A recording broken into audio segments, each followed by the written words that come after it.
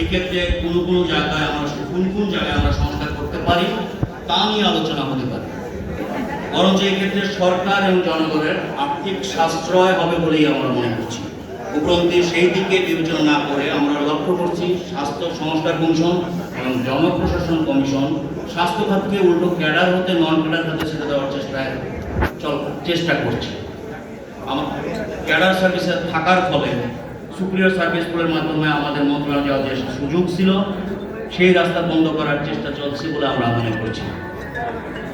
যার ফলে স্বাস্থ্য ক্যাডার বান্ধব মন্ত্রণালয় যেমন গঠন করা অসম্ভব, তেমনি সরকার এবং জনগণের ব্যয় বৃদ্ধি পাবে বলে আমরা ধারণা করছি।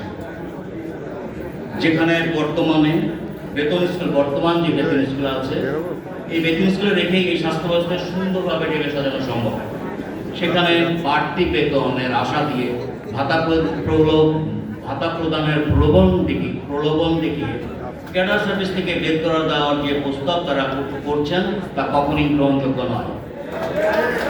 যদি সত্যি এ ধরনের প্রস্তাবনা গ্রহণ করা হয়, এতে বর্তমান স্বাস্থ্য খাতে যে অরাজকতা বিরাজ করছে তা আরো ব্যাপক আকার ধারণ করবে এবং সাথে সাথে জনগণের চিকিৎসা খাতের ব্যয় কয়েক গুণ বেড়ে যাবে বলে আমরা মনে করছি।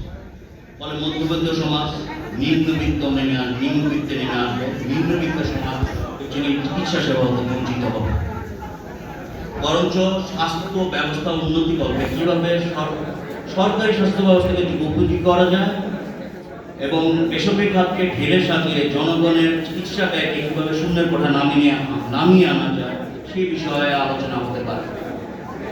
কিন্তু আমরা লক্ষ্য করছি তা না করে উল্টো কি করে জনগণের ব্যয় বৃদ্ধি করা যায় সেই ধরনের প্রস্তাবনা দেওয়ার জন্য প্রস্তুতি নেওয়া হচ্ছে।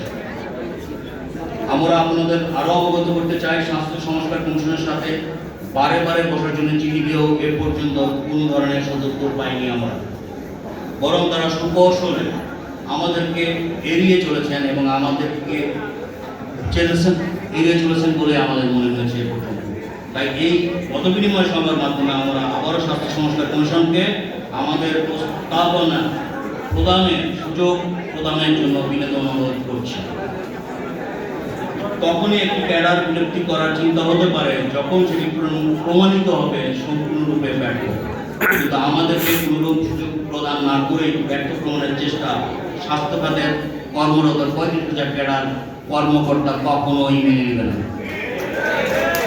আমরা বলতে চাই আগামী 1 দশক স্বাস্থ্য খাতের উন্নয়নের ভার মন্ত্রণালয়তে সর্বনিম্ন পর্যায় পর্যন্ত স্বাস্থ্য ক্যাডারের হাতে তুলে দেওয়া হোক। আমরা নিশ্চিতভাবে বলতে পারবো বাংলাদেশের স্বাস্থ্য ব্যবস্থা অন্য সকল দেশের স্বাস্থ্য ব্যবস্থাকে ছাড়িয়ে যাবে এবং বাংলাদেশকে গোল্ড মেডেলে পরিণত হবে। তখন অন্য কোনো দেশের হেলথ সিস্টেমকে আমাদের ফলো করতে হবে না, বরং তারাই আমাদের হেলথ সিস্টেমকে ফলো করার জন্য আমাদের দ্বারস্থ বলে আমরা অঙ্গীকার করব। সকলকে ধৈর্য ধরে আমার বক্তব্য শোনার জন্য ধন্যবাদ জানাচ্ছি। আশা করব আমার বিজয় হবেই হবে। সবাই আমরা একসাথেই থাকবো, ঐক্যবদ্ধ থাকবো। আমাদের আর একসাথে বলতে চাই ক্যাডার যার মন্ত্রণালয়